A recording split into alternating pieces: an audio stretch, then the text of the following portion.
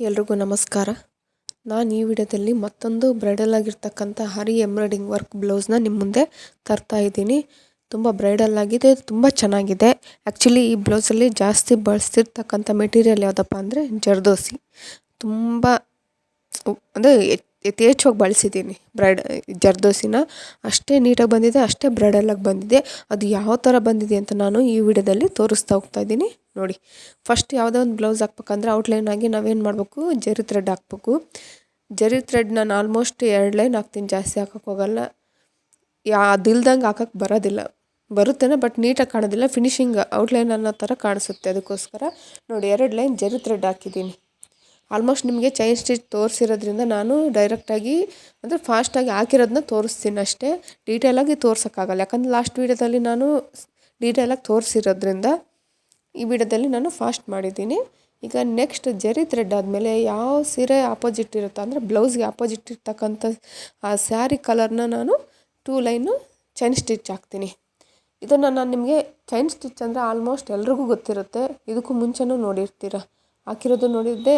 But ಇದರಲ್ಲೂ ಫಾಸ್ಟಾಗಿ ತೋರಿಸ್ತಿದ್ದೀನಿ. ಡಿಸೈನ್ನ ಡೀಟೇಲಾಗಿ ತೋರಿಸೋದಕ್ಕೋಸ್ಕರ ನಾನೇನು ಮಾಡಿ ಫಾಸ್ಟ್ ಮಾಡ್ತೀನಿ. ನೋಡಿರಿ ಎಷ್ಟು ನೀಟಾಗಿ ಬಂದಿದೆ. 2 ಲೈನ್ ಜರಿ ಥ್ರೆಡ್ಡು, 2 ಲೈನು ಸ್ಯಾರಿ ಕಲರ್ ಯಾವುದಿರುತ್ತೋ ಅದು ಸಿಲ್ಕ್ ಥ್ರೆಡ್ಡಲ್ಲಿ ಹಾಕಿರ್ತಕ್ಕಂಥದ್ದು. ಈಗ ನೆಕ್ಸ್ಟು ಜರಿ ಥ್ರೆಡ್ಡು ಮತ್ತು ಸಿಲ್ಕ್ ಥ್ರೆಡ್ ಆದಮೇಲೆ ನಾನು ಬೀಡ್ಸ್ ಹಾಕ್ತೀನಿ. ಅದು ಯಾವುದಪ್ಪ ಅಂದರೆ ಶುಗರ್ ಬೀಡ್ಸ್ ಹಾಕ್ತೀನಿ. ಅದು 1 ಲೈನ್ ಶುಗರ್ ಬೀಡ್ಸು. ಅಂದರೆ ಪ್ರತಿಯೊಂದನ್ನು ಯಾವ್ಯಾವ ಅಟ್ ಎ ಟೈಮ್ ಹಾಕ್ತೀನೋ ಅದನ್ನ ಮಾತ್ರ ಹೇಳ್ತಾ ಹೋಗ್ತಿದ್ದೀನಿ.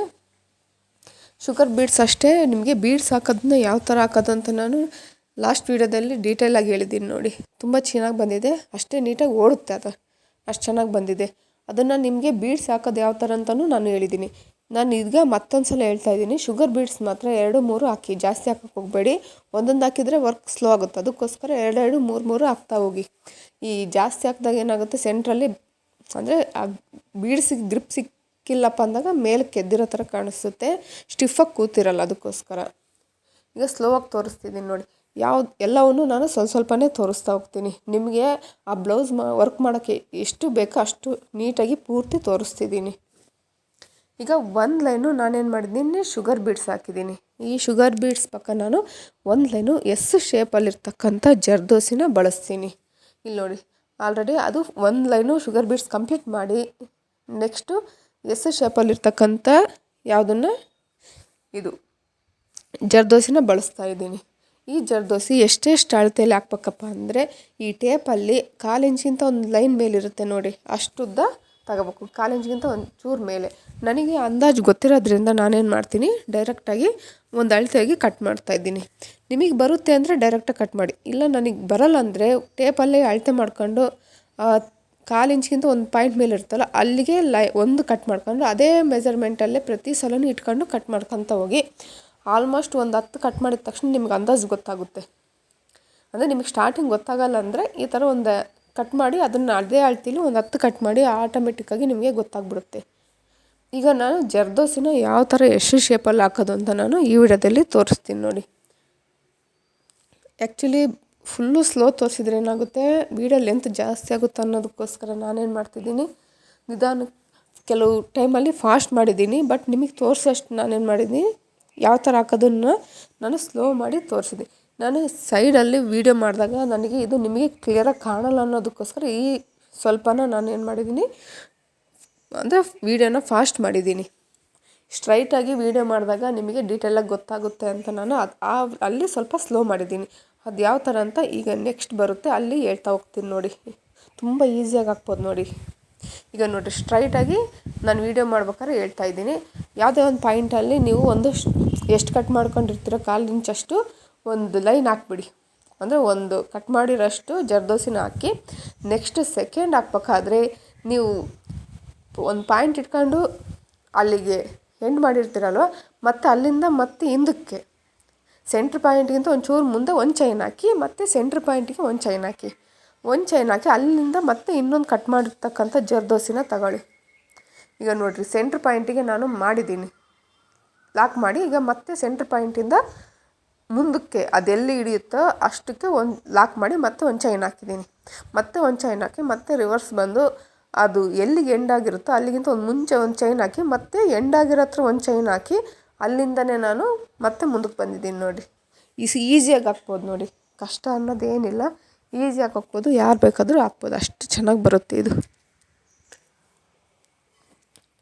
ಮಾಮೂಲು ಬೀಡ್ಸ್ ಹಾಕ್ದಂಗೆ, ಬಟ್ ಹಾಕೋ ಮೆಥಡ್ ಏನಿರಬೇಕು ನಮಗೆ ಗೊತ್ತಿರ್ಬೇಕು ಅಷ್ಟೇ. ಶೇಪಲ್ಲಿ ನಮ್ಗೆ ಶೇಪ್ ಬರ್ಬೇಕು ತಾನೇ, ನಾವು ಸ್ಟ್ರೈಟಾಗಿ ಹಾಕಿದರೆ ಅದು ಶೇಪ್ ಬರೋಲ್ಲ. ಶೇಪ್ ಬರ್ಬೇಕಪ್ಪ ಅಂದರೆ ಯಾವ ಥರ ಹಾಕ್ಬೇಕು ಅನ್ನೋದು ನಮಗೆ ಗೊತ್ತಿರಬೇಕು. ಈಗ ನೋಡಿ, ನಾವು ಎಲ್ಲಿ ಎಂಡ್ ಮಾಡಿರ್ತೀವೋ ಅಲ್ಲಿಗೆ ತಗೊಂಡೋಗಿ ಮತ್ತೆ ಅಲ್ಲಿಂದನೇ ಸ್ಟಾರ್ಟ್ ಮಾಡ್ಬೇಕು. ಆ ಥರ ಆಗೇನಾಗುತ್ತೆ, ಶೇಪ್ ಏನಾಗುತ್ತೆ ಶೇಪಲ್ಲಿ ಬರುತ್ತೆ ನೋಡಿ. ನಾವು ಎಲ್ಲಿ ಸ್ಟಾರ್ಟ್ ಮಾಡಿರ್ತೀವೋ ಅಲ್ಲಿಂದ ಎಂಡ್ ಮಾಡಿರೋ ಪ್ಲೇಸಿಂದ ಮತ್ತೆ ಒಂದು ಚೈನ್ ಎಕ್ಸ್ಟ್ರಾ ಚೈನ್ ಹಾಕಿ, ಮತ್ತೆ ಎಲ್ಲಿ ಸ್ಟಾರ್ಟ್ ಮಾಡಿರ್ತೀವೋ ಅದಕ್ಕಿಂತ ಒಂದು ಪಾಯಿಂಟ್ ಮುಂಡಲ್ಲಿ ಒಂದು ಚೈನ್ ಹಾಕಿ, ಮತ್ತೆ ಸ್ಟಾರ್ಟ್ ಮಾಡಿರೋ ಪ್ಲೇಸಲ್ಲೇ ಒಂದು ಚೈನ್ ಹಾಕಿ ಅಲ್ಲಿಂದ ಮತ್ತೆ ಸ್ಟಾರ್ಟ್ ಮಾಡಬೇಕು. ಈ ಥರ ಮಾಡಿದಾಗ ಏನು ಬರುತ್ತೆ, ಶೇಪ್ ಬರುತ್ತೆ ನೋಡಿ. ನಾನು ಬೇರೆ ವಿಡಿಯೋದಲ್ಲೂ ಶೇಪ್ ಯಾವ ಥರ ಹಾಕೋದು ಅಂತ ನಾನು ತೋರಿಸಿನಿ. ಇಲ್ಲ ನಿಮ್ಗೆ ಅರ್ಥ ಆಗಲಿಲ್ಲ ಅಂದರೂ ಒಂದು ಕಾಮೆಂಟ್ ಮಾಡಿದ್ರು ನಾನು ಇನ್ನೂ ಡೀಟೇಲಾಗಿ ನಿಮಗೆ ಹೇಳ್ತಾ ಹೋಗ್ತೀನಿ. ಬ್ಲೌಸಲ್ಲಿ ಹಾಕೋದ್ರಿಂದ ನಿಮಗೆ ಕ್ಲಿಯರಾಗಿ ಕಾಣಲಿಲ್ಲ, ಗೊತ್ತಾಗಲಿಲ್ಲ ಅಂದರೂ ಕಾಮೆಂಟ್ ಮಾಡಿದ್ರು ಸಪರೇಟಾಗಿ ಯಾವ ಥರ ಹಾಕೋದು ಜರ್ದೋಸಿ ಅಂತ ಅನ್ನೋದನ್ನು ನಾನು ವೀಡಿಯೋ ಮಾಡಿ ಹಾಕ್ತೀನಿ.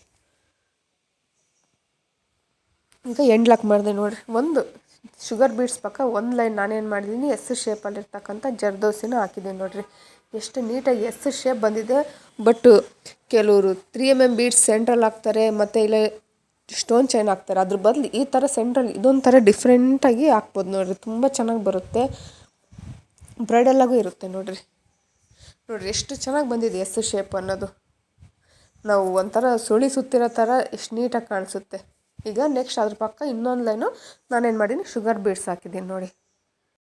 ಈಗ ಡಿಸೈನಿಗೆ ಬಂದುಬಿಡೋಣ. ಅದು ಯಾವ ಥರ ಹಾಕಿದ್ದೀನಿ ಅಂತ ತೋರಿಸ್ತೀನಿ ನೋಡಿ. ಆಲ್ರೆಡಿ ಒಂದು ಫ್ಲವರ್ ಹಾಕಿದ್ದೀನಿ, ಈಗ ನೆಕ್ಸ್ಟ್ ಫ್ಲವರ್ ಹಾಕೋದನ್ನ ತೋರಿಸ್ತಿದ್ದೀನಿ ನೋಡಿ. ಟೇಪ್ ಅಳತೆಲಿ ಅರ್ಧ ಇಂಚ್ ಗ್ಯಾಪು ನೋಡಿರಿ, ಕಾಣಿಸ್ತಿದೆಯಾ? ಅಂದರೆ ವರ್ಕ್ ಮಾಡಿರೋ ಪಕ್ಕದಿಂದ ಈ ಸೈಡಲ್ಲಿ ಅರ್ಧ ಇಂಚ್ ಒಂದು ಸ್ಟ್ರೈಟ್ ಲೈನ್ ಹಾಕ್ಕೊಂಬಿಡಿ. ಅರ್ಧ ಇಂಚ್ ಮೆಜರ್ಮೆಂಟಲ್ಲೇ ಫುಲ್ಲು.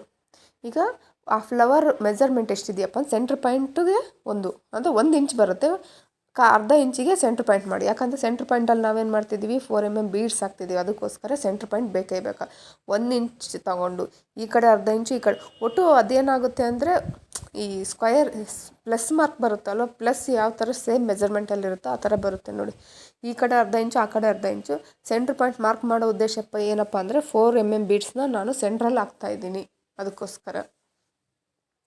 ಈಗ ನಿಮಗೆ ಡೀಟೇಲಾಗಿ ತೋರಿಸ್ತೀನಿ ನೋಡಿರಿ. ನಾನು ತೊಗೊಂಡಿರೋದು ಜಿಗ್ಜಾಗ್ ವೈರ್ನೇ ಬಳಸಿದ್ದೀನಿ. ಇದರಲ್ಲೂ ಪ್ರತಿಯೊಂದರಲ್ಲೂ ನಾನು ಬಳಸೋದು ಏನಪ್ಪ ಅಂದರೆ ಮಿಷನ್ ಥರ ಬಳಸಲ್ಲ, ನಾನು ಬಳಸೋದು ಜಿಗ್ಜಾಗ್ ವೈರೇ. ಸ್ಟಿಫ್ ಆಗಿರುತ್ತೆ, ಸ್ಟ್ರೆಂತ್ ಆಗಿರುತ್ತೆ ಅನ್ನೋ ಉದ್ದೇಶಕ್ಕೋಸ್ಕರ ನಾನು ಬಳಸ್ತಾ ಇದ್ದೀನಿ. ಈಗ ನೋಡಿರಿ, 4mm ಬೀಡ್ಸ್ನ ನಾನು ಸೆಂಟ್ರಲ್ಲೇ ಹಾಕ್ತಾಯಿದ್ದೀನಿ. ನೀವು ಕ್ರೋಶೆ ಕಡ್ಡಿಲೇ ಹಾಕ್ಬೋದು, ಬಟ್ ನನಗೆ ವರ್ಕ್ ಫಾಸ್ಟ್ ಆಗೋಲ್ಲ ಅನ್ನೋ ಉದ್ದೇಶಕ್ಕೆ ನಾನೇನು ಮಾಡಿದ್ದೀನಿ, ಡೈರೆಕ್ಟೇ ಸೂಜಿ ದಾರನೇ ತೊಗೊಂಡಿದ್ದೀನಿ. ಇಲ್ಲ ನಮಗೆ ಬರುತ್ತೆ ಕ್ರೋಶೆ ಕಡ್ಡಿಲ್ಲ ಅನ್ನೋರು ಯೂಸ್ ಮಾಡ್ಬೋದು, ತೊಂದರೆ ಇಲ್ಲ.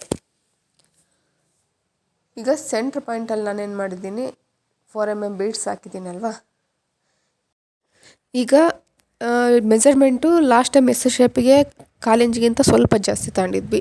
ಬಟ್ ಈ ಶೇಪಿಗೆ ನಾವು ಕರೆಕ್ಟಾಗಿ ಅರ್ಧ ಇಂಚ್ ಕರೆಕ್ಟಾಗಿ ಮಾರ್ಕ್ ಮಾಡಿಕೊಂಡು ಅರ್ಧ ಇಂಚ್ ತಗೋಬೇಕು ನೋಡಿ. ತೋರಿಸ್ತಿದ್ದೀನಿ ನೋಡಿರಿ, ಟೇಪ್ ಅಳತೆಲಿ ಅರ್ಧ ಇಂಚಿಗೆ ಈ ಕಡೆ 1/4 ಇಂಚ್, ಈ ಕಡೆ 1/4 ಇಂಚ್ ಅನ್ನೋ ರೀತಿಲಿ ನಾವು ಮೆಜರ್ಮೆಂಟಲ್ಲಿ ತೋರಿಸಿ ಕರೆಕ್ಟಾಗಿ ಅರ್ಧ ಇಂಚು ಟೇಪಲ್ಲಿ ನಿಮಗೆ ಗೊತ್ತಾಗಲಿ ಅನ್ನೋದಕ್ಕೋಸ್ಕರ ನಾನು ಡೀಟೇಲಾಗಿ ತೋರಿಸ್ತಾ ಇದ್ದೀನಿ. ಕರೆಕ್ಟಾಗಿ ಅರ್ಧ ಇಂಚಿಗೆ ಒಂದು ಕಟ್ ಮಾಡ್ಕೊಂಡು ಅದೇ ಅಳತೆಯಲ್ಲಿ ಎಲ್ಲವನ್ನು ಒಂದು 10 ಕಟ್ ಮಾಡ್ಕೊಳ್ಳಿ, ನನಗೆ ಬರೋಲ್ಲ ಅನ್ನೋರು. ಯಾಕಂದರೆ ಸ್ವಲ್ಪ ವ್ಯತ್ಯಾಸ ಇದ್ದರೂ ಅದು ಶೇಪು ಸೇಮ್ ಬರೋದಿಲ್ಲ, ವ್ಯತ್ಯಾಸ ಆದರೆ ಅದಕ್ಕೋಸ್ಕರ ಪ್ರತಿಯೊಂದನ್ನು ನೀವು ಮೆಜರ್ಮೆಂಟಲ್ಲೇ ಮಾಡಿ, ತುಂಬ ಚೆನ್ನಾಗಿ ಕಾಣಿಸುತ್ತೆ. ಈಗ ನೋಡಿ, ಅದು ಪ್ಲಸ್ ಮಾರ್ಕ್ ಬರೋದ್ರಿಂದ ಒಂದು ಸೈಡಲ್ಲಿ ಈಗ ಒಂದು ಲೈನ್ ಹಾಕಿದ್ವಿ ಅರ್ಧ ಇಂಚ್ ಗ್ಯಾಪಲ್ಲಿ, ಆ ಕಡೆ ಹಾಕ್ತಾಯಿದ್ದೀನಿ ನೋಡಿ. ನಾವು ಎಲ್ಲಿಂದ ಹೊರಗೆ ಬಂದಿರ್ತೀವೋ ಅಲ್ಲಿಂದನೇ ಒಳಗಡೆ ಹೋಗ್ಬೇಕು. ಆಗ ಅದೇನಾಗುತ್ತೆ, ಸರ್ಕಲ್ ರೌಂಡ್ ಶೇಪಲ್ಲಿ ಕಾಣಿಸುತ್ತೆ ನೋಡಿ. ಅದು ಸ್ಟಿಫಾಗಿ ಕೂರ್ಬೇಕಂತ ನಾನು ಅಪೋಸಿಟಲ್ಲಿ ನಾನೇನು ಮಾಡೀನಿ, ಒಳಗಡೆಯಿಂದ ಮತ್ತು ಅದನ್ನು ನಾನು ಸ್ಟಿಫಾಗಿ ಕೂರಿಸಿದ್ದೀನಿ. ಈಗ ಗ್ಲಾಸ್ ಬೀಡ್ಸ್ನ ಬಳಸ್ತಾ ಇದ್ದೀನಿ ನೋಡಿರಿ, ಸೆಂಟ್ರಲ್ಲಿ ಮತ್ತು ಪ್ಲೇನ್ ಆಗುತ್ತೆ, ಚೆನ್ನಾಗಿ ಕಾಣಲ್ಲ ಅನ್ನೋದಕ್ಕೋಸ್ಕರ ನಾನೇನು ಸರ್ಕಲ್ ಶೇಪಲ್ಲಿ ಅಂದರೆ ಆ ರೌಂಡ್ ಶೇಪಲ್ಲಿ ಎಷ್ಟು ಹಿಡಿಸುತ್ತೋ ಅಷ್ಟು ಆ ಸೈಜಿನ ಗ್ಲಾಸ್ ಬೀಡ್ಸ್ನ ಹಾಕ್ತಾಯಿದ್ದೀನಿ ನೋಡಿ. ಈಗ ಒಳಗಡೆ ಆ ಥರ ಹಾಕಿರೋದಕ್ಕೆ ಎಷ್ಟು ನೀಟಾಗಿ ಕಾಣಿಸುತ್ತೆ. ನಿಮಗೆ ಇದು ಗೊತ್ತಾಗಲಿಲ್ಲಪ್ಪ ಅಂದರೆ ಕರೆಕ್ಟಾಗಿ ಪ್ಲಸ್ ಮಾರ್ಕಲ್ಲಿ ಮಾರ್ಕ್ ಮಾಡ್ಕೊಂಬಿಡ್ರಿ, ಒಂದು ಸ್ಟ್ರೈಟ್ ಲೈನ್ ಆ ಲೈನ್ ಮೇಲೇ ಹಾಕ್ತಾ ಹೋಗಿ. ನನಗೆ ಅಂದಾಜಿದೆ, ಅದಕ್ಕೋಸ್ಕರ ನಾನು ಡೈರೆಕ್ಟಾಗಿ ಹಾಕ್ತಾಯಿದ್ದೀನಿ. ಇಲ್ಲ ನಮಗೆ ಗೊತ್ತಾಗಲ್ಲ ಅಂದರೆ ನೀವೇನು ಮಾಡಿ ಪ್ಲಸ್ ಅಂತ ಒಂದು ಮಾರ್ಕ್ ಮಾಡ್ಕೊಂಬಿಡ್ರಿ. ಆ್ಯಕ್ಚುಲಿ ಅರ್ಧ ಇಂಚ್ ಗ್ಯಾಪಲ್ಲಿ ಸುತ್ತೂರ ನಾವು ಅದು ಶೇಪ್ ಯಾವ ಥರ ಬಂದಿದೆ ಆ ಶೇಪಲ್ಲಿ ಹಾಕಿರ್ತೀವಿ. ಯಾಕಂದರೆ ನಮಗೆ ವ್ಯತ್ಯಾಸ ಆಗಬಾರ್ದು ಅನ್ನೋದಕ್ಕೋಸ್ಕರ ನಾನು ಅದನ್ನ ಸ್ಟ್ರೈಟಾಗಿ ಒಂದು ಲೈನ್ ಎಳೆದುಬಿಟ್ಟಿದ್ದೀನಿ. ಈ ಸೈಡು ಪ್ಲಸ್ ಮಾರ್ಕ್ ಲೈನ್ ಇರೋದ್ರಿಂದ ಈ ಕಡೆ ನೀವೇನು ಮಾಡಿ ಒಂದು ಲೈನ್ ಎಳ್ಕೊಂಬಿಡಿ. ನಿಮಗೆ ಈಸಿಯಾಗಿ ಅದು ಶೇಪ್ ಚೆನ್ನಾಗಿ ಕಾಣಿಸುತ್ತೆ ಪ್ಲಸ್ ಮಾರ್ಕಲ್ಲಿ. ನಿಧಾನಕ್ಕೆ ಡೀಟೈಲಾಗಿ ತೋರಿಸ್ತಾ ಇದ್ದೀನಿ ನೋಡಿ. ಎಲ್ಲಿಂದ ಹೊರಗೆ ಬಂದಿರ್ತೋ ಮತ್ತೆ ಜರ್ದೋಸಿನ ಹಾಕಿ ಅಲ್ಲೇ ಒಳಗಡೆ ಹೋಗ್ಬೇಕು. ಒಳಗಡೆ ಹೋಗಿ ಅದನ್ನು ನೀಟಾಗಿ ಬಟ್ಟೆಗೆ ಸ್ಟಿಫಾಗಿ ಕೂರೋ ಥರ ನಾವು ಸ್ಟಿಚ್ ಮಾಡ್ಬೇಕು ನೋಡಿ. ಅಲ್ಲಿಂದ ಮತ್ತೆ ಒಳಗಡೆ ಹೋಗ್ತಾ ಇದ್ದೀನಿ. ಅದು ಅದ್ರ ಮೇಲೆ ಬಂದಾಗ ಏನಾಗುತ್ತೆ, ನೀಟಾಗಿ ಕುತ್ಕೊಂಡ್ಬಿಡುತ್ತೆ ಅದರಲ್ಲಿ ಕ್ಲಾತ್ ಮೇಲೆ. ಈಗ ಈ 4mm ಬೀಡ್ಸ್ ಪಕ್ಕದಿಂದಲೇ ನಾನು ಒಂದು ಗ್ಲಾಸ್ ಬೀಡ್ಸ್ ಹಾಕ್ತಾಯಿದ್ದೀನಿ. ಗ್ಲಾಸ್ ಬೀಡ್ಸ್ ಹಾಕಿ ಅದರೊಳಗಡೆನೇ ಒಂದು ಸಲ ಒಳಗಡೆ ಹೋಗ್ತೀನಿ. ಅದೇನಾಗುತ್ತೆ, ಆ ಸರ್ಕಲ್ ಶೇಪಲ್ಲಿ ಒಳಗಡೆನೇ ಇರೋ ಥರ ಕಾಣಿಸುತ್ತೆ, ನೀಟಾಗಿ ಕುತ್ಕೊಂಡ್ಬಿಡುತ್ತೆ. ನಿಮಗೆ ಅರ್ಥ ಆಗಲಿ ಅನ್ನೋದಕ್ಕೋಸ್ಕರ ನಿಧಾನಕ್ಕೆ ಸ್ಲೋ ಮಾಡಿ ತೋರಿಸ್ತಾ ಇದ್ದೀನಿ ನೋಡಿ ಇದನ್ನು. ಬಟ್ ಡಿಸೈನ್ ಮಾತ್ರ ಅಲ್ಟಿಮೇಟ್ ಬಿಡ್ರಿ, ತುಂಬ ಅಂದರೆ ತುಂಬ ಚೆನ್ನಾಗಿ ಬಂದಿದೆ. ಸ್ಲೀವ್ಸ್ಗೂ ಡಿಫ್ರೆಂಟಾಗಿ ಮಾಡಿದ್ದೆ, ಬಟ್ ಸ್ಲೀವ್ಸ್ ಆಲ್ರೆಡಿ ಅಪ್ಲೋಡ್ ಮಾಡಿದ್ದೀನಿ ನಾನು. ಬಟ್ ಬ್ಯಾಕ್ ಡಿಸೈನ್ ಮಾಡೋಕ್ಕಾಗಿರಲಿಲ್ಲ, ಹೀಗೆ ಮಾಡಿ ತೋರಿಸ್ತಾ ಇದ್ದೀನಿ ನೋಡಿ. ತುಂಬ ಅಂದರೆ ತುಂಬ ಚೆನ್ನಾಗಿ ಬಂದಿದೆ ಬಿಡಿ ಡಿಸೈನ್ ಮಾತ್ರ. ಒಂದ್ಸಲ ನೀವು ಟ್ರೈ ಮಾಡಿ ನೋಡಿರಿ ಎಷ್ಟು ನೀಟಾಗಿ ಒಳಗಡೆ ಕುತ್ಕೊಂಡ್ಬಿಟ್ಟಿದೆ. ಈ ಪ್ಲಸ್ ಮಾರ್ಕ್ ಮಧ್ಯದಲ್ಲಿ ಗ್ಯಾಪ್ ಆಗುತ್ತಂತ ನಾನು ಲವಂಗ ಸ್ಟಿಚ್ ಹಾಕಿದ್ದೀನಿ. ಅದು ಯಾವ ಥರ ಅಂತ ಈ ವಿಡಿಯೋದಲ್ಲೇ ತೋರಿಸ್ತಾ ಹೋಗ್ತೀನಿ ನೋಡಿ. ಈಗ ವರ್ಕ್ನ ಫಾಸ್ಟ್ ಮಾಡ್ತಾಯಿದ್ದೀನಿ ನೋಡಿ, ಯಾಕಂದರೆ ಒಂದು ಫ್ಲವರ್ ತೋರಿಸಿದ್ರೆ ಇಡೀ ಬ್ಲೌಸ್ ಡಿಸೈನಲ್ಲಿ ಇದೇ ಸೇಮ್ ರಿಪೀಟ್ ಆಗುತ್ತೆ. ಅದಕ್ಕೋಸ್ಕರ ನೀವೇನು ಮಾಡಿ, ಆ ಫ್ಲವರ್ ಮಧ್ಯೆ 1 ಇಂಚ್ ಗ್ಯಾಪ್ ಇದೆ ನೋಡಿ, ಕರೆಕ್ಟಾಗಿ ಟೇಪಲ್ಲಿ ಮಾರ್ಕ್ ಮಾಡಿಕೊಂಡು ಅರ್ಧ ಇಂಚಿಗೆ ಮಾರ್ಕ್ ಮಾಡಿ. ಬೀಡ್ಸ್ ಹಾಕ್ಬೇಕಲ್ಲ, ಅದಕ್ಕೋಸ್ಕರ ಸ್ವಲ್ಪ ವ್ಯತ್ಯಾಸ ಆದರೆ ಏನಾಗುತ್ತೆ, ಡಿಸೈನ್ ಹೆಚ್ಚು ಕಮ್ಮಿ ಆಗುತ್ತೆ, ಗ್ಯಾಪ್ ಆಗಬಾರ್ದು. ಅದಕ್ಕೋಸ್ಕರ ಅಳತೆ ಪ್ರಕಾರ ಇದ್ದರೆ ಡಿಸೈನ್ ಮಾತ್ರ ಪಕ್ಕ ಬರುತ್ತೆ ನೋಡಿ. ಅಳತೆ ಇಲ್ದಂಗೆ ಅಂದಾಜಿಗೆ ಅಂದರೆ ಎಕ್ಸ್ಪರ್ಟ್ ಆಗ್ತಾರೆ, ಅದರಲ್ಲೇನು ಡೌಟ್ ಇಲ್ಲ. ಬಟ್ ನಮಗೆ ಹೊಸ್ದಾಗಿ ಕಲಿಯೋಂಥವ್ರಿಗೋಸ್ಕರ ನಾನು ಈ ಟಿಪ್ಸ್ ಹೇಳ್ತಾ ಇದ್ದೀನಿ. ಮೆಜರ್ಮೆಂಟ್ ಕರೆಕ್ಟಾಗಿ ಮಾಡಿಕೊಂಡು ಹಾಕ್ಬಿಡಿ. ಈಗ ಫಾಸ್ಟಾಗಿ ತೋರಿಸ್ತಾ ಇದ್ದೀನಿ ನೋಡಿ, ಅಂದರೆ ಪೂರ್ತಿ ತೋರಿಸಿಲ್ಲ ನಾನು. ನಿಮಗೆ ಆ ವರ್ಕ್ ಬ್ಲೌಸ್ ಹಾಕೋದಕ್ಕೆ ಎಷ್ಟು ಬೇಕೋ ಅಷ್ಟು ಮಾತ್ರ ನೀಟಾಗಿ ಡೀಟೇಲಾಗಿ ತೋರಿಸ್ತಾ ಹೋಗ್ತಾ ಇದ್ದೀನಿ.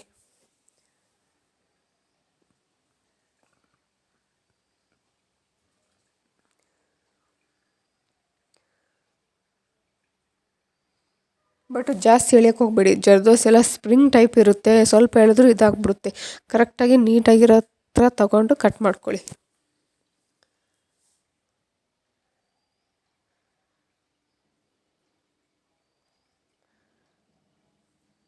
ನೋಡಿ ಎಷ್ಟು ನೀಟಾಗಿ ಕಾಣಿಸ್ತಿದೆಯಲ್ವಾ. ಯಾವುದೇ ಕೆಲಸನ ನಾವು ನೀಟಾಗಿ ಮಾಡಿದರೆ ಅಷ್ಟೇ ನೀಟಾಗಿ ಚೆನ್ನಾಗಿ ಕಾಣೋ ಅಷ್ಟು ಒಳಗೆ ಅಂದರೆ ಔಟ್ಪುಟ್ ಬರುತ್ತೆ ನೋಡಿ. ಅಷ್ಟು ನೀಟಾಗಿರುತ್ತೆ ಬ್ಲೌಸ್ ವರ್ಕ್ ಆಗಿರ್ಬೋದು, ಇನ್ನೊಂದಾಗಿರ್ಬೋದು. ಆರ್ಡ್ರುಗಳು ಕೂಡ ಅಷ್ಟೇ ಚೆನ್ನಾಗಿ ಬರುತ್ತೆ. ನೀವು ಚೆನ್ನಾಗಿ ಹಾಕಿದರೆ ತಾನು ಇನ್ನೊಬ್ರು ಕೇಳ್ಕೊಂಡು ಬರೋದು. ನೀವೇನು ನೀಟಾಗಿ ಹಾಕಲಿಲ್ಲ ಅಂದರೆ ಯಾರೂ ಕೇಳಲ್ಲ, ಬರೋದಿಲ್ಲ. ಅದಕ್ಕೋಸ್ಕರ ಯಾವುದೇ ಕೆಲಸನ ನೀಟಾಗಿ ಮಾಡಿ, ಅಚ್ಚುಕಟ್ಟಾಗಿ ಮಾಡಿದರೆ ಸಕ್ಸಸ್ ಇದ್ದೇ ಇರುತ್ತೆ.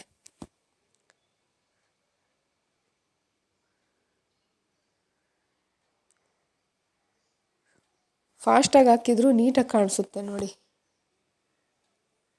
ನೋಡಿರಿ ಈ ಥರ ಫುಲ್ಲು ನಾನು ಹಾಕಿದ್ಮೇಲೆ ಈ ಥರ ಬಂದಿದೆಯಲ್ಲ, ಸೇಮ್ ಇದೇ ರಿಪೀಟ್ ಆಗುತ್ತೆ. ಈಗ ನಾನೇನು ಮಾಡ್ತೀನಪ್ಪ, ಪ್ಲಸ್ ಮಾರ್ಕ್ ಮಧ್ಯೆ ಗ್ಯಾಪ್ ಇದೆಯಲ್ವ, ಅಲ್ಲಿಗೆ ನಾನೇನು ಮಾಡ್ತಿದ್ದೀನಿ, ಲವಂಗ ಸ್ಟಿಚ್ಚಲ್ಲಿ ಚಮಕಿ ಮೇಲೆ ಹಾಕ್ತಾಯಿದ್ದೀನಿ ನೋಡಿ.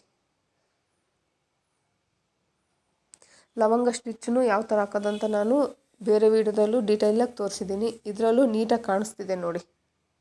ಅದು 6 + 6 12 ಎಳೆ ತಗೋಬೇಕು. ಲವಂಗ ಸ್ಟಿಚ್ ಆಗಿರ್ಬೋದು, ಫ್ರೆಂಚ್ ನಾಟ್ ಆಗಿರ್ಬೋದು. ಯಾಕಂದರೆ ಸ್ವಲ್ಪ ದಪ್ಪ ಕಂಡ್ರೆ ಆ ಸ್ಟಿಚ್ಚಿಗೂ ಅದಕ್ಕೂ ತುಂಬ ಚೆನ್ನಾಗಿ ಕಾಣಿಸುತ್ತೆ. ಚಮಕಿ ಹಾಕೋದ್ರಿಂದ ಅದು ಒಂಥರ ಡ್ರಾಪ್ ಶೇಪಲ್ಲಿರುತ್ತವ, ಅಂದರೆ ಒಂಥರ ಬೀಡ್ಸ್ ಟೈಪ್ ಇರುತ್ತೆ. ಅದು ಲವಂಗ ಎಂಡ್ ಹಾಕಿರ್ತೀವಲ್ಲ, ಅದು ಚಮಕಿ ಮೇಲೆ ಕೂತ್ಕೊಂಡಾಗ ಏನಾಗುತ್ತೆ, ಹೈಲೈಟಾಗಿ ಕಾಣಿಸುತ್ತೆ. ಅದಕ್ಕೋಸ್ಕರ ಚಮಕಿ ಪ್ರತಿಯೊಂದು ಲವಂಗ ಸ್ಟಿಚ್ ಆಗಿರ್ಬೋದು, ಫ್ರೆಂಚ್ ನಾಟ್ ಆಗಿರ್ಬೋದು, ಈ ಥರ ಚಮಕಿ ಬಳಸಿ ನೋಡಿರಿ, ನಿಮಗೆ ಗೊತ್ತಾಗುತ್ತೆ ಎಷ್ಟು ನೀಟಾಗಿ ಬರುತ್ತೆ, ಎಷ್ಟು ಚೆನ್ನಾಗಿರುತ್ತೆ ಅಂತ. ನೋಡಿರಿ ಹಾಕಿದ್ದೀನಲ್ವ. ಈಗ ಆ ಲವಂಗ ಸ್ಟಿಚ್ಚು, ಈ ಲವಂಗ ಸ್ಟಿಚ್ಚು ಎರಡೂ ಫ್ಲವರ್ ಮಧ್ಯದಲ್ಲಿ ಗ್ಯಾಪ್ ಅನಿಸುತ್ತೆ ನನಗೆ. ಆ ಗ್ಯಾಪಿಗೆ ನಾನೇನು ಮಾಡ್ತೀನಿ, 3mm ಬೀಡ್ಸ್ ಹಾಕ್ತಾಯಿದ್ದೀನಿ ನೋಡಿ, ಸಿಂಗಲ್ ಅಷ್ಟೇ. ಶುಗರ್ ಬೀಡ್ಸ್ ಹಾಕ್ತಾಯಿಲ್ಲ, ಒಂದೊಂದೇ 3 mm ಬೀಡ್ಸ್ ಹಾಕ್ತಾಯಿದ್ದೀನಿ. ಪ್ರತಿ ಲಾಂಗ್ ಸ್ಟಿಚ್ಚು 2 ಫ್ಲವರ್ ಮಧ್ಯದಲ್ಲಿ ನಾನು ಈ ಥರ ಹಾಕ್ತಾ ಹೋಗ್ತಾಯಿದ್ದೀನಿ ನೋಡಿ. ಇದು ಬೀಡ್ಸ್ ಹಾಕೋದು ಈಸಿ ಅಲ್ವಾ, ಅದಕ್ಕೆ ಫಾಸ್ಟ್ ಮಾಡಿದ್ದೀನಿ. ತುಂಬ ಈಸಿಯಾಗಿ ಯಾರು ಬೇಕಾದರೂ ಹಾಕ್ಬೋದು ನೋಡಿ. ಆದರೆ ಸ್ವಲ್ಪ ಕಷ್ಟ ಬೀಳಬೇಕು. ಈ ಕಷ್ಟ ಬೀಳಿಲ್ಲ ಅಂದರೆ ಯಾವುದೂ ಸಕ್ಸಸ್ ಅನ್ನೋದು ಬರೋದೇ ಇಲ್ಲ. ಅದಕ್ಕೋಸ್ಕರ ನೀಟಾಗಿ ಯಾವುದೇ ಕೆಲಸನ ನೀಟಾಗಿ ಅಚ್ಚುಕಟ್ಟಾಗಿ ಮಾಡಿ ಸಕ್ಸಸ್ ಇದ್ದೇ ಇರುತ್ತೆ ನೋಡಿ. ಈ ಥರ ಬಂದಿದೆ, ತುಂಬ ಚೆನ್ನಾಗಿ ಬಂದಿದೆ ನೋಡಿ ಡಿಸೈನ್. ಇಲ್ಲಿ ನೋಡಿ ಎಷ್ಟು ನೀಟಾಗಿ ಬಂದಿದೆಯಲ್ವಾ, ತುಂಬ ನೀಟಾಗಿ ಬಂದಿದೆ. ಅಷ್ಟೇ ನೀಟಾಗಿ ಫಿನಿಶಿಂಗ್ ಆಗಿದೆ ನೋಡಿ. ಇದು ಬ್ಯಾಕ್ ಸೈಡಲ್ಲಿ ಇರ್ತಕ್ಕಂಥದ್ದು. ಸ್ಟಿಚ್ ಮಾಡಿದ ಮೇಲೆ ನಿಮಗೆ ತೋರಿಸ್ತಾ ಇದ್ದೀನಿ ಇದನ್ನು ನೋಡಿರಿ.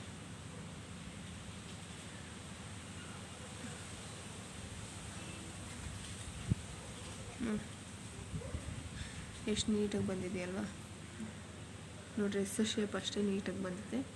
2 line zari thread, 2 line silk thread, 1 line sugar beads, 1 line S shape zardosi ಮತ್ತು ಶುಗರ್ ಬೀಡ್ಸು, ಮತ್ತು ಈ ಡಿಸೈನ್ ಹಾಕಿದ್ದೀನಿ ನೋಡಿ. ಈ ಥರ ಈ ಥರ ಶೇಪ್ ಬಂದಾಗ ಮಧ್ಯದಲ್ಲಿ ಪ್ಲೇನ್ ಅನ್ಸೋದಕ್ಕೆ ನಾನೇನು ಮಾಡಿದ್ದೀನಿ, ಗ್ಲಾಸ್ ಬೀಡ್ಸ್ ಬಳಸಿದ್ದೀನಿ ನೋಡಿ. ಈ ಮಧ್ಯದಲ್ಲಿ ಗ್ಯಾಪ್ ಆಗುತ್ತೆ, ಅದಕ್ಕೆ ಲವಂಗ ಸ್ಟಿಚ್ ಹಾಕಿದ್ದೀನಿ. ಇಲ್ಲಿ 2 ಮಧ್ಯೆ ಗ್ಯಾಪ್ ಆಗೋದಕ್ಕೆ ನಾನೇನು ಮಾಡಿದ್ದೀನಿ, 3 mm ಬೀಡ್ಸ್ ಹಾಕಿದ್ದೀನಿ. ಇದು ಸೆಂಟ್ರ್ ಪಾಯಿಂಟಲ್ಲಿ 4 mm ಬೀಡ್ಸ್ ಹಾಕಿದ್ದೀನಿ ನೋಡಿ.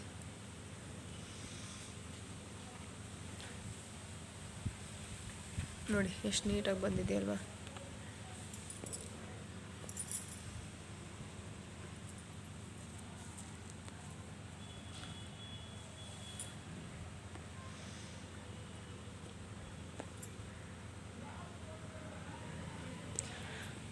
ತುಂಬ ಅಂದರೆ ತುಂಬ ಚೆನ್ನಾಗಿ ಬಂದಿದೆ. ಈ ವಿಡಿಯೋ ನಿಮಗೇನಾದರೂ ಇಷ್ಟ ಆದರೆ ಲೈಕ್ ಮಾಡಿ, ಶೇರ್ ಮಾಡಿ, ಸಬ್ಸ್ಕ್ರೈಬ್ ಮಾಡಿ. ಧನ್ಯವಾದಗಳು.